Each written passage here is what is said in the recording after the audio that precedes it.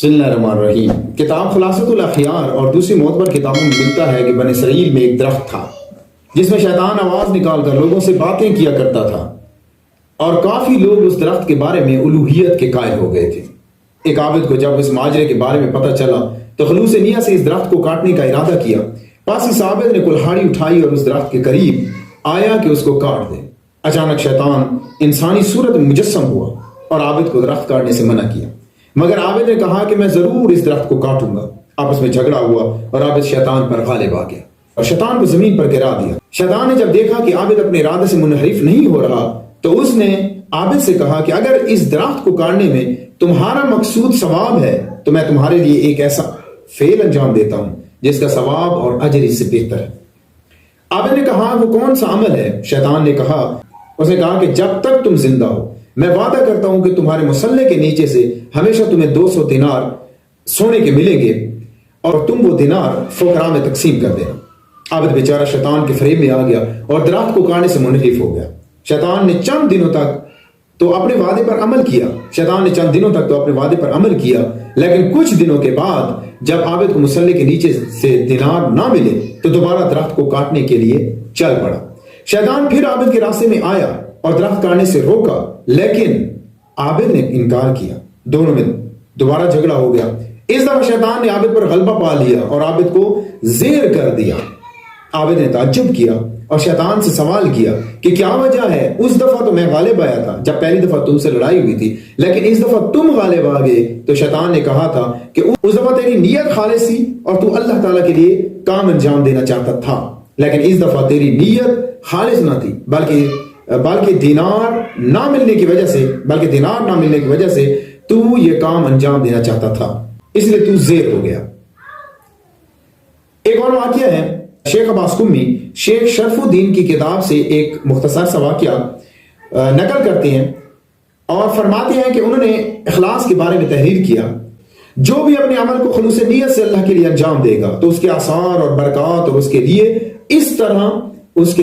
اسی طرح اس کے لواحقین اور پسماندگان کے لیے روز قیامت تک باقی اور قائم رہیں گے۔ جیسا کہ نقل کرتے ہیں کہ جب حضرت آدم علیہ السلام زمین پر تشریف لائے تو زمین پر رہنے والے مختلف حیوانات ان کی زیارت اور سلام کرنے کے لیے حاضر ہوئے۔ آپ علیہ السلام نے آنے والے جانوروں کو ان کی حیثیت اور منزلت کے مطابق دعا فرمائی۔ ہرنوں کا ایک دستہ حضرت آدم علیہ السلام کی خدمت میں حاضر ہوا اور سلام پیش کیا۔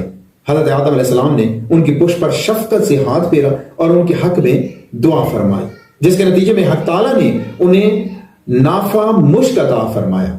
جب یہ ہرن مشک کے امین بن کر اپنی قوم میں گئے تو دوسرے ہرنوں نے کہا کہ آج ہمیں تم سے عجیب و غریب خوشبو آ رہی ہے، بہت زبردست خوشبو آ رہی ہے، آج سے قبل یہ خوشبو تم سے نہیں آتی تھی، یہ خوشبو کہاں سے لائے ہو؟ ہرنوں نے کہا کہ ہم خدا کے برگزیدہ حضرت آدم علیہ السلام کی زیارت کے لیے گئے تھے، انہوں نے ہماری پشت پر دست شفقت پھیرا اور ہمارے حق میں دعا فرمائی۔ اللہ تعالیٰ نے ہمیں نافع مشک کا حامل بنا دیا ہے۔ جب دوسرے ہرنوں نے یہ سنا تو انہوں نے کہا کہ ہم بھی آدم علیہ السلام کے پاس نافع مشک حاصل کرنے کے لیے جائیں گے۔ یہ کہہ کر حضرت آدم علیہ السلام کے پاس وہ گئے اور ان کو سلام کیا۔ حضرت علیہ السلام نے ان کی پشت پر بھی شفقت سے ہاتھ پھیرا اور ان کے لیے دعا فرمائی، مگر ان میں وہ خوشبو پیدا نہیں ہوئی۔ انہوں نے واپس آ کر ان ہرنوں سے کہا جو پہلی دفعہ گئے تھے کہ ہم نے حضرت آدم علیہ السلام کی زیارت کی، انہوں نے ہمارے پشت پر دست شفقت بھی پھیرا اور ہمارے لیے دعا بھی فرمائی، مگر ہمارے اندر وہ خوشبو پیدا نہیں ہوئی جو تمہارے اندر پیدا ہوئی۔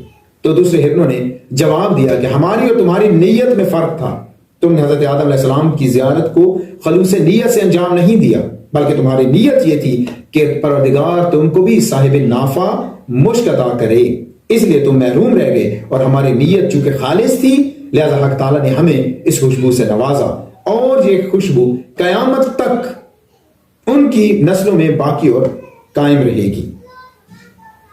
قرآن پاک میں اللہ پاک اخلاص کے بارے میں فرماتا ہے، سورہ بینہ میں آیا ہے وَمَا أُمِرُوا إِلَّا لِيَعْبُدُوا اللَّهَ مُخْلِصِينَ لَهُ الدِّينَ، اور انہیں صرف اس بات کا حکم دیا گیا تھا کہ خدا کی عبادت کریں اور اس عبادت کو اسی کے لیے خالص کریں۔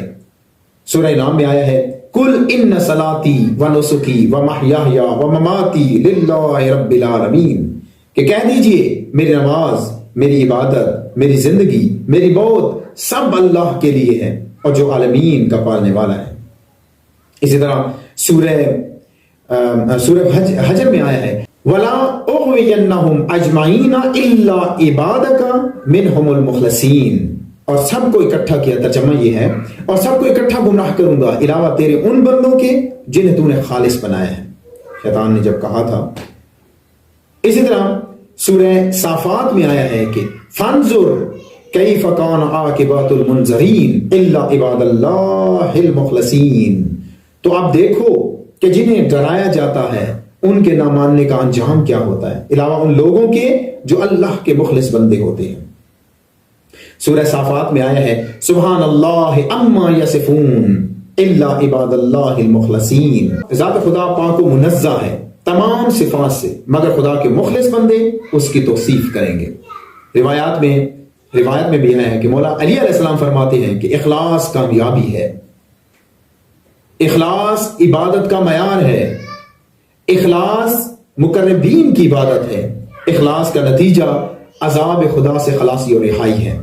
اخلاص جس نے اپنے عمل و نیت میں خلوص پیدا کیا وہ اپنے مقصد اور مراد کو پا گیا۔ ناظرین، اخلاص اور خلوص نیت ایک بہت عظیم مسئلہ ہے جس پر قرآن مجید کی آیات اور روایات معصومین میں بہت زور دیا گیا ہے۔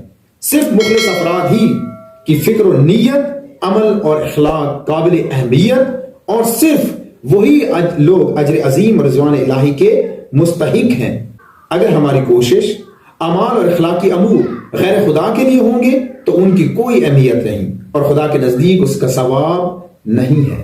اخلاص بہترین عمل ہے، اخلاص بہت بڑی کامیابی ہے، اخلاص عبادت کا ثمرہ ہے اور اسی اخلاص کے ذریعے انسانوں کے اعمال بلندیوں کی طرف جاتے ہیں اور پروردگار عالم مخلص بندوں کی دعاؤں کو بھی بہت جلد قبول فرماتا ہے، مستجاب فرماتا ہے۔ خداوند عالم سے دعا کرتے ہیں کہ بحق محمد و آل محمد ہمیں خلوص نیت سے ہر نیک کام انجام دینے کی توفیق عطا فرمائے۔